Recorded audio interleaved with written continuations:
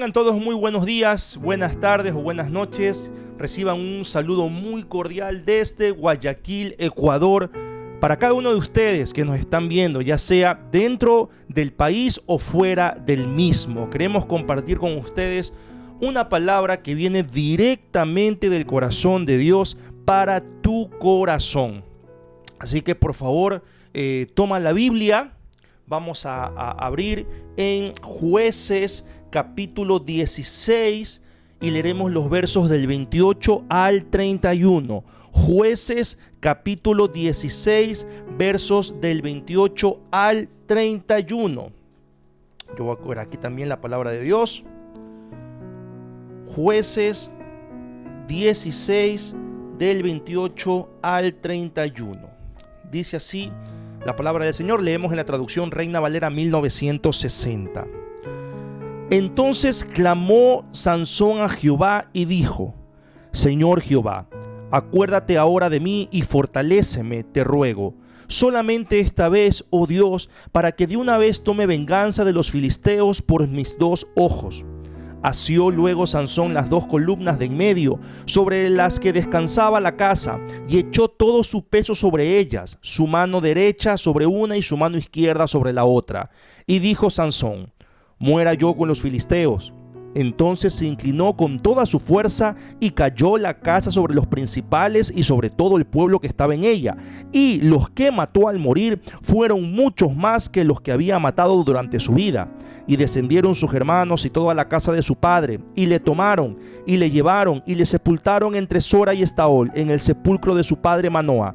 Y él juzgó a Israel 20 años. Palabra del Señor. Acompáñame por favor un momento en una palabra de oración. Padre, gracias te damos por tu palabra. Gracias te damos porque podemos leerla con libertad. Señor, te rogamos que nos hables, que nos ministres, nos consueles, nos confrontes y nos desafíes. Aquí estamos, bendito Espíritu. Nos ponemos en tus manos y nos concentramos al 110% en tu persona. En el nombre de Jesús, amén. Bien, el tema de esta reflexión es la esquizofrenia de la fe. ¿No? Puede sonar un título un poco tosco, un poco brusco tal vez, por lo que es la esquizofrenia. La esquizofrenia es una enfermedad cerebral grave.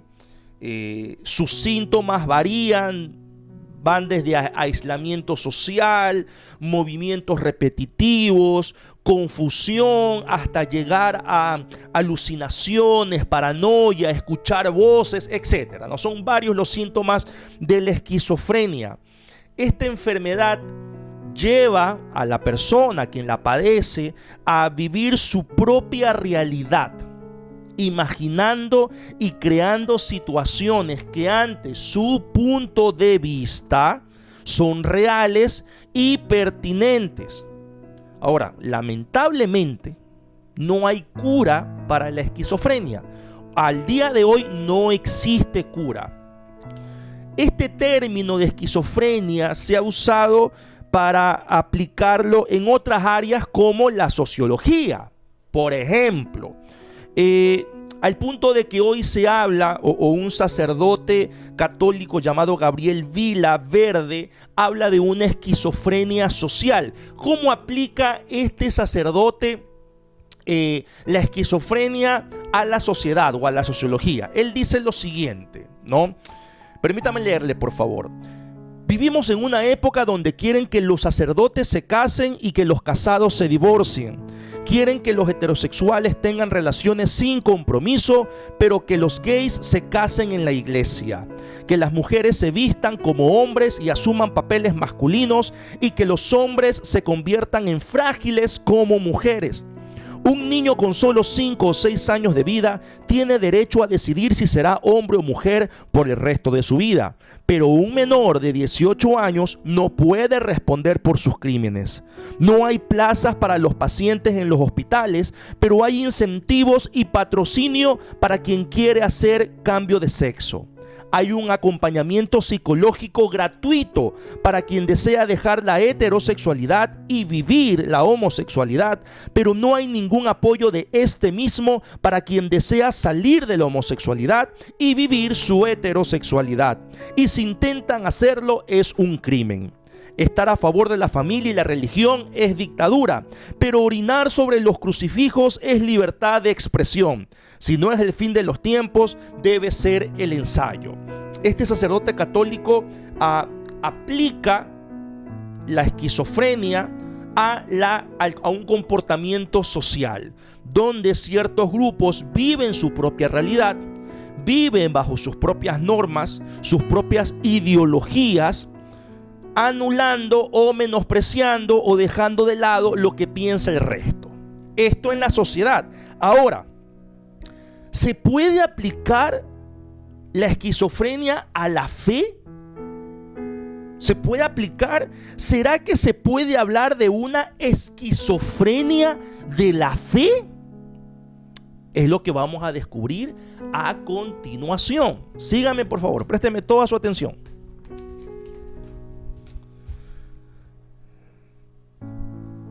El texto bíblico que leímos corresponde a la parte final de la historia de Sansón, una historia tal vez muy conocida por todos. Es una de las primeras historias que nos enseñan en la iglesia cristiana. De hecho, a los niños se les enseña una canción, no sé si usted la recuerda. La canción dice más o menos así, disculpe el tono de la voz, por favor. Sansón era un gigante, así, así, así, muy fuerte y muy valiente, así, así, así. Cuando los filisteos vinieron a atacar, y pum, chan, chan, Sansón los derrotó. ¿Se acuerda? Yo lo recuerdo muy bien desde mi época de niño, los Rayitos de Sol, Embajadores del Rey, no todos estos grupos que buscan acompañar a la niñez y adolescencia. No muchos recuerdan de Sansón, la fuerza que tenía, su romance con Dalila, la cabellera, la fuerza, etc. Ya, esta porción bíblica corresponde a la parte final de la historia de Sansón. Sansón, quien fue juez por 20 años, el juez en el tiempo de Israel hacía de todo. Ayudaba a dirimir problemas sociales, era jefe militar, se encargaba de organizar el tema de los sacrificios, etc. El juez hacía de todo. Y Sansón fue juez por 20 años. Y no solamente eso, él había hecho el pacto del Nazareno. Este pacto del Nazareno, entre otras cosas, dice que no se puede ingerir bebidas alcohólicas, mucho menos incitar a que beban. No puede pasar navaja por su cabellera, no puede cortarse el cabello. No puede casarse con alguien que no fuera del pueblo, etcétera, ¿no? Y otras cosas más que están descritas en Números. Capítulo, déjeme ver, sí, Números capítulo 6 creo que está, si no me equivoco. No, están descritos todo el tema del pacto del Nazareno. Y ahí está toda la descripción. Ahora, este hombre, Sansón, tenía las profecías correctas, la preparación indicada, una procedencia santa, pero de alguna manera siempre estaba coqueteando con aquello que el mundo y sus emociones humanas le ofrecían, y que, aunque aparentemente eran cosas buenas, simplemente no agradaban a Dios. Siempre estuvo coqueteando, echándole el ojo, ¿no? Haciéndole ojitos al pecado, a la tentación, a todo lo que el mundo ofrecía. Sansón tenía todo listo, tenía todas las herramientas para desempeñar una buena función, para cumplir a plenitud con el pacto del Nazareno, que está en número 6 del 1 al 21, ya confirmada el dato, número 6 del 1 al 21. Pero este coqueteo con el mundo, este coqueteo con lo que Sansón sentía, siempre estuvo presente, ¿no? En su etapa como juez. Vamos a observar, no vamos a revisar en detalle toda la vida de Sansón, pero a manera de resumen, vamos a revisar algunos episodios en la vida de este juez que nos permite tener o nos permita tener una idea de cómo él llevaba su vida, cómo era su forma de vivir.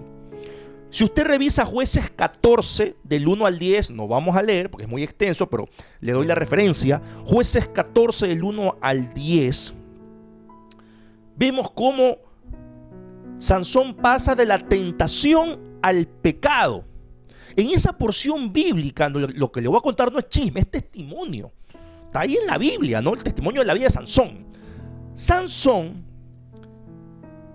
en Jueces 14, deseaba casarse con una mujer filistea, una mujer fuera del pueblo de Israel, lo cual de por sí ya estaba contraviniendo las leyes de Dios normales para todo mundo, y además el pacto del Nazareno que Sansón había hecho de consagrarse toda la vida a Dios. En eso consistía el pacto, y de abstenerse de algunas cosas. Y a pesar de la protesta de los padres, de la advertencia de sus padres, Sansón se quiso casar. Le gustó, dicen algunos, se enamoró. Y cuando uno se enamora, como que se pone, decimos acá en Ecuador, se pone bobo, ¿no? Uno como que no sabe para dónde coger. No le importó nada, no le importó Dios, no le importó las normas, no le importó absolutamente nada. Cuando Sansón iba con sus padres a ver a la que iba a ser su esposa, un león los ataca y Sansón lo mata. Más adelante, dirá la historia en Jueces 14, Sansón regresa por el cuerpo del león y este estaba lleno de un panal de abejas. El cuerpo del león estaba con un panal y estaba lleno de miel. Sansón come de esa miel. Y no solo eso, sino que en el verso 10 de Jueces 14 dice que él ofreció un banquete. Y esto literalmente, hablando en contexto, era una borrachera. Así es, una borrachera. Era un banquete de borrachera. Entonces, Sansón, dentro del pacto del Nazareno, no podía acercarse a ningún cadáver. Eso está en Número 6 del 1 al 21. Forma parte de ese voto de consagración que se hacía. Sansón se acerca a un cadáver, transgrede la ley del Nazareno, el pacto, y come de la miel. Eso era prohibido.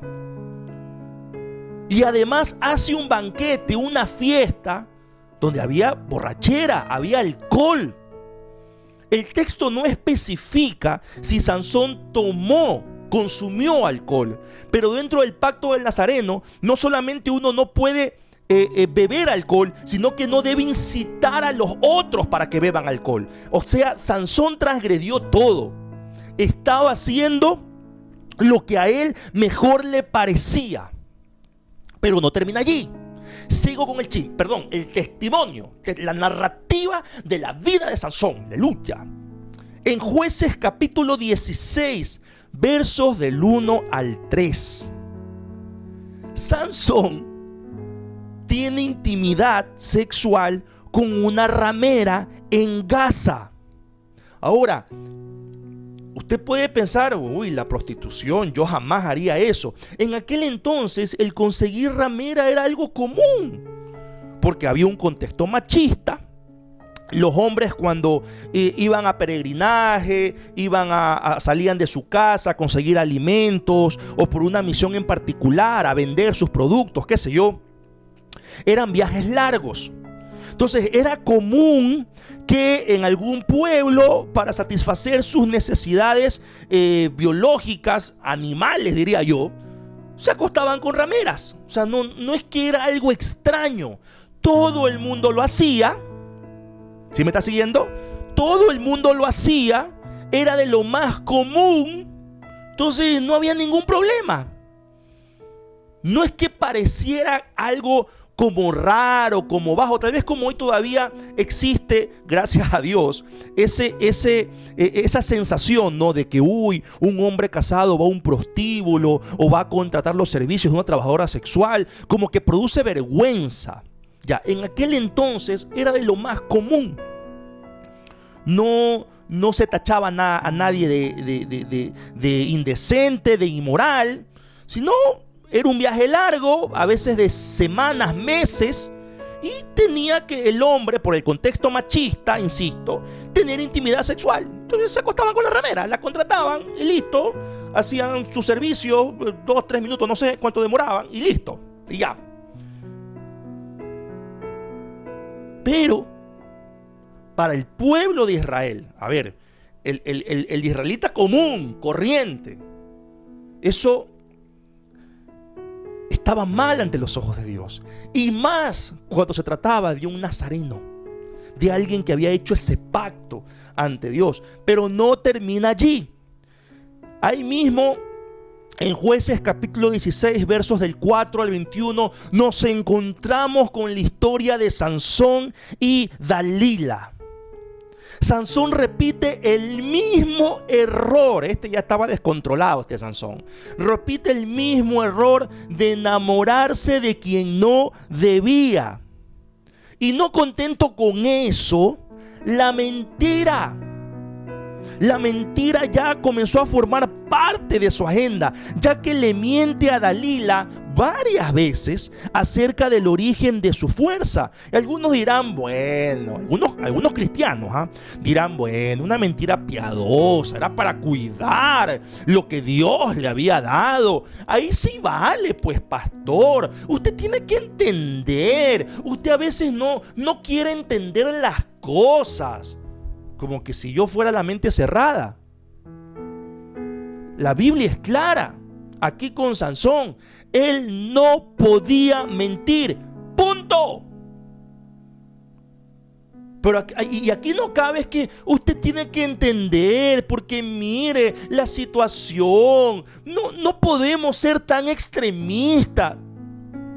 Gente cristiana, gente que conoce de Biblia aparentemente, gente que tiene experiencia ministerial, piensa así.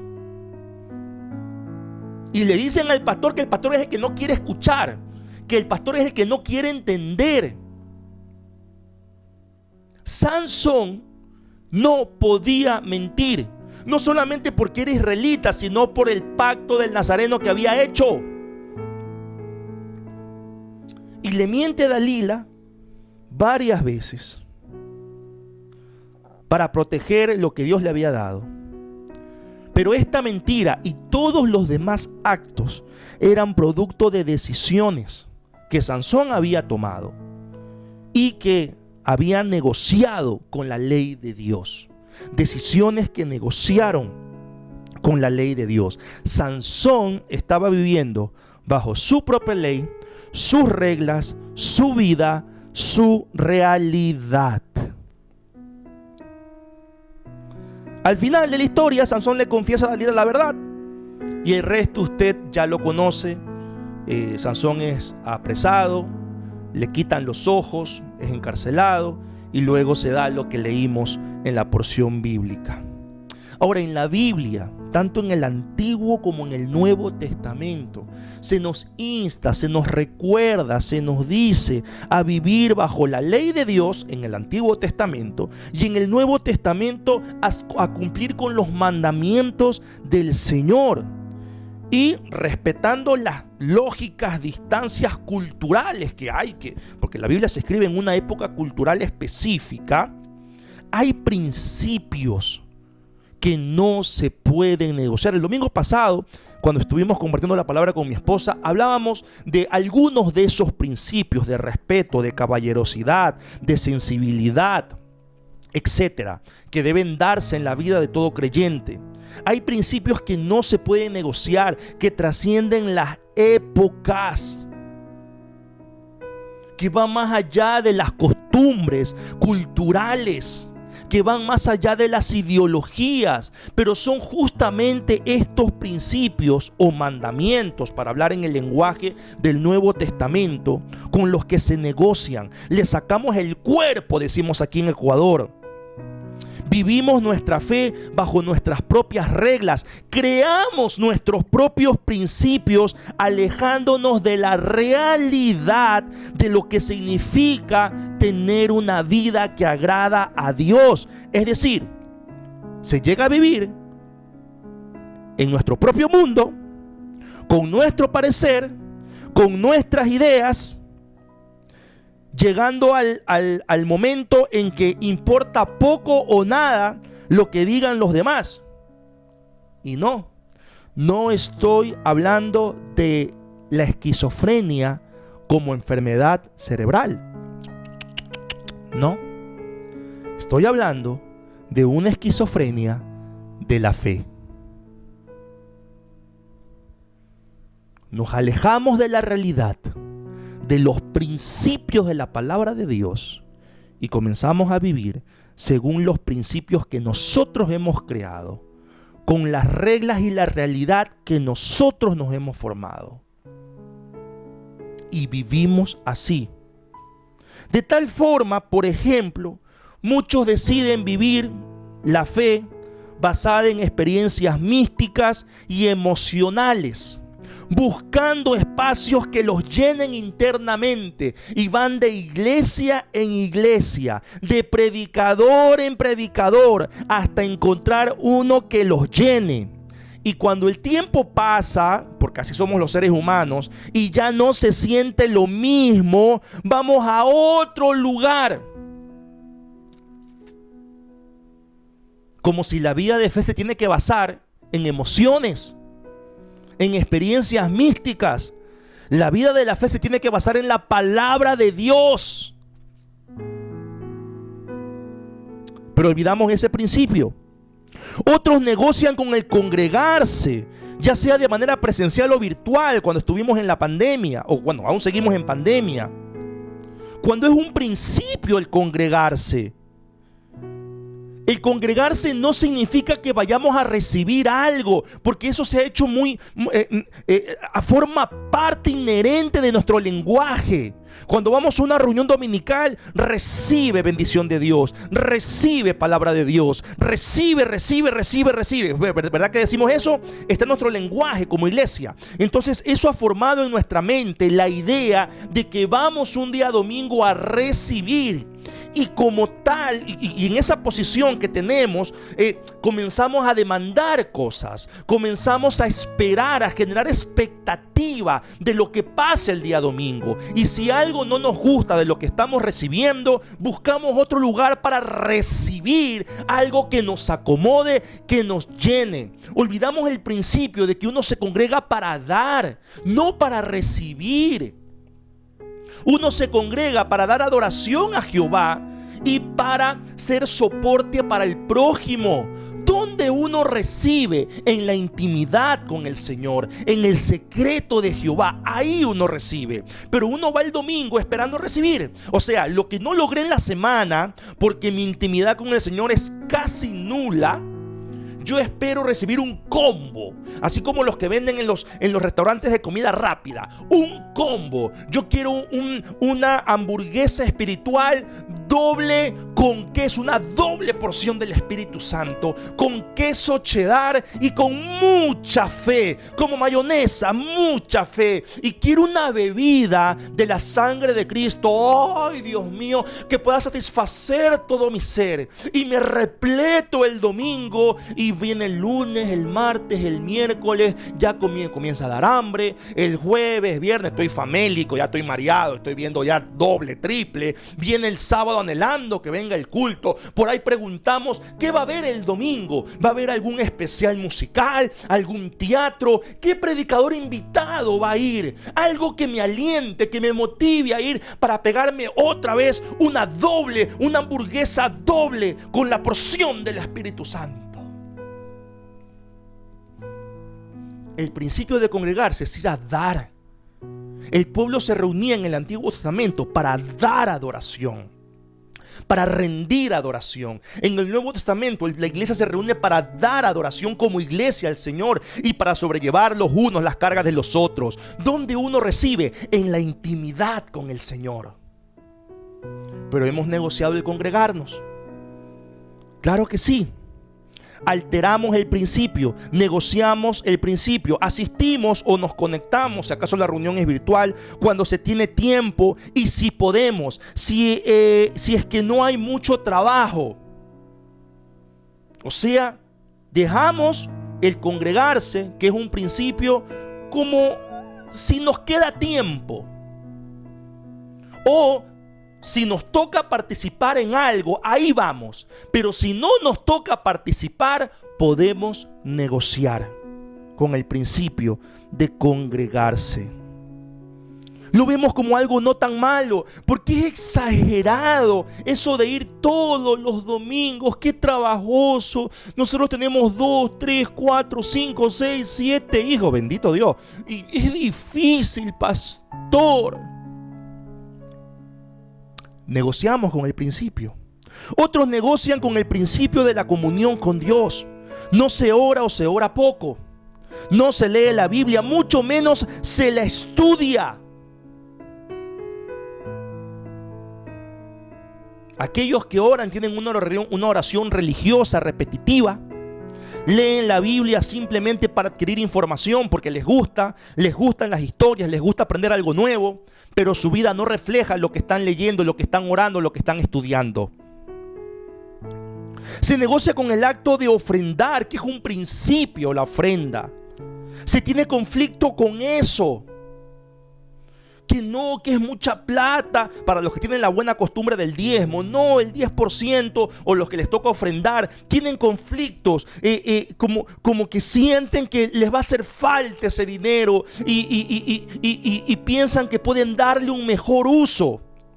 Claro, pero el conflicto desaparece cuando hay que pagar, por ejemplo, por el gimnasio.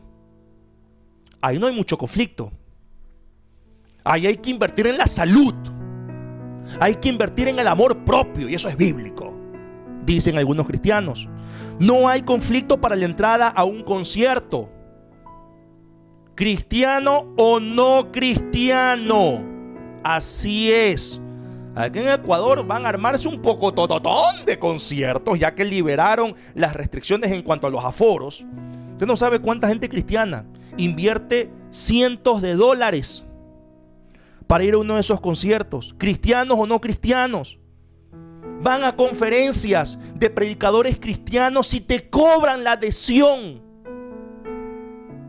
Y ahí no hay problema, no hay conflicto, pagas porque es un predicador internacional. Cuando te toca ir al estadio a ver un partido de tu equipo preferido, ahí no hay problema. Cuando te toca comprar la camiseta que cuesta 50, 60 dólares aquí en el país, ahí no hay problema. Ahorras, buscas la manera. Pero a la hora de ofrendar, comienzas a pensar, ay, no, es que hay deudas. Es que hay gastos. Claro que hay gastos. La entrada al estadio, la compra de la camiseta, el gimnasio que estás pagando. Pero para ofrendar hay muchas excusas. Negociamos con el principio de ofrendar. Muchos viven la vida de la fe negociando con el alcohol, las malas palabras, vicios de todo tipo, no solamente de sustancias psicotrópicas, sino con las consolas de videojuego, con el celular. Negocian de esa manera. Viven la vida de fe negociando el principio de ser luz en medio de tinieblas. Entonces, si estoy en una fiesta, no hay problema que nos tomemos unos cuantos tragos. Al final todo el mundo lo hace. Estamos como Sansón con la ramera. Todo el mundo lo hace. Todos los hombres lo hacen. Salen a jornadas largas de meses y necesitan tener intimidad porque son hombres. Todo el mundo lo hace. No es nada malo. ¿Por qué no lo puedo hacer yo? Todos mis amigos lo hacen. Mis compañeros lo hacen. Es un par de tragos, claro. Y el siguiente día estás con un dolor de cabeza, una jaqueca, guayabo dicen los colombianos, chuchaqui decimos los ecuatorianos. Estoy hablando de gente cristiana que negocia con el alcohol, con las malas palabras. Yo hice un estudio acerca del alcohol, un estudio académico. Si usted está interesado en escuchar ese estudio, déjenos en sus comentarios, por favor, y le vamos a compartir el link para que usted lo revise. Muchos jóvenes negocian con los piercing, con los tatuajes. También hice un estudio acerca de eso. Si está interesado, déjenos saber en sus comentarios para compartirle el link. Negociamos cuando vamos al estadio el principio de ser luz de este mundo. de ser agentes de edificación. Y cuando estamos en el estadio o viendo el partido de nuestro equipo preferido, es como que nos apartamos. Ahí sí insultamos, gritamos. Negociamos el principio. Muchos dicen que son hinchas o fanáticos. Como que allí nos olvidamos de ser luz en medio de tinieblas, de no ser piedra de tropiezo, de ser de edificación para el otro. Y te dicen, oye, avíspate, así decimos en Ecuador, avíspate, no estés publicando las cosas que haces. Todo tiene que ser callado. Como que si Dios pudiéramos esconderle las cosas. Como que si Dios pudiéramos esconderle lo que estamos haciendo y que no están honrando los principios de su palabra. Y así pudiera continuar con muchos otros ejemplos, pero así viven muchos la vida de fe, con sus reglas, con su realidad, lejos de los principios de la palabra de Dios, la cual debe aterrizar todo lo que vivimos, lejos de la realidad de lo que es la fe. Viven una esquizofrenia de la fe. Termino con esto. La esquizofrenia, la enfermedad cerebral, no tiene cura a la fecha. Pero la esquizofrenia de la fe sí la tiene. Y esa cura es acercarse a la palabra de Dios. Pedirle perdón al Señor, como Sansón lo hizo antes de morir. Pedirle perdón por todo lo que hemos hecho, por todas esas decisiones que han negociado los principios de la palabra de Dios, todas esas decisiones que nos alejaron de la realidad de lo que es vivir la fe y nos llevaron a nuestro propio mundo, a nuestras propias reglas y principios. Hay que pedir perdón y acercarse a la palabra de Dios en humildad, con fe y con mucha valentía. Sí hay cura para la esquizofrenia de la fe. Vamos a orar. Padre Santo, Padre bueno, te damos gracias por tu palabra. Te damos gracias, Señor, por la historia de Sansón, por este testimonio de vida. Señor, es indudable que tu palabra siempre nos dice, nos manda a que debemos cumplir tus mandamientos. Tú lo pones como una condición para aquellos quienes te amamos. Si me amáis, guardad mis mandamientos, dice tu palabra. Señor, tú nos conoces a cada uno, quienes están conectados en este momento en directo o en diferido. Señor, porque no podemos ocultar nada ante ti, así lo hagamos ante los demás, al no publicar nada en redes sociales, en reels, en historias. Señor, ante ti no podemos ocultar nada, tú todo lo ves, tú todo lo sabes. Padre, y te pedimos perdón. Perdón, Señor, por vivir nuestra vida cristiana a nuestra manera, por vivir nuestra fe con nuestros principios, con nuestras normas. Señor, te pedimos perdón por vivir la fe según los códigos de este mundo, Señor, y no según los principios de tu palabra. Perdónanos, Señor, por vivir una esquizofrenia de la fe. Y ayúdanos, por favor. Llévanos, Espíritu Santo, a acercarnos a tu palabra, a escudriñarla, a tener esa comunión real contigo, donde nos derramamos ante tu presencia, Señor. Y nuestras fuerzas son renovadas para seguir un día más. Gracias, Padre, te damos. Levante su mano derecha, reciba la bendición del Señor. Jehová te bendiga y te guarde. Jehová haga resplandecer su rostro sobre ti y tenga de ti misericordia. Jehová alce sobre ti su rostro y ponga en ti paz. Señor, gracias te damos por tu bendición. Te amamos, te honramos y te alabamos, Dios eterno. En el nombre de Jesús. Amén y amén. Muchísimas gracias por escucharnos. Y por vernos, compartimos los anuncios para esta semana, recordándoles las fechas para nuestras próximas reuniones presenciales en el mes de abril. Las fechas son el domingo 10 y el domingo 24 de abril. 10 y 24 de abril tendremos reuniones presenciales y los otros domingos serán reuniones virtuales. Nada más, que el Señor les bendiga. Nos veremos la siguiente semana. El Señor les guarde.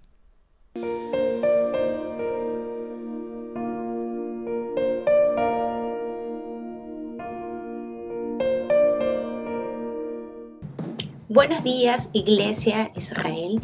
Tenemos una excelente noticia. A partir de este mes de marzo vamos a trabajar nuevamente con los niños de 12 a 14 años de manera virtual y presencial. Esperamos contar con su apoyo para que ellos puedan asistir a las clases de la escuela dominical. Muchas gracias.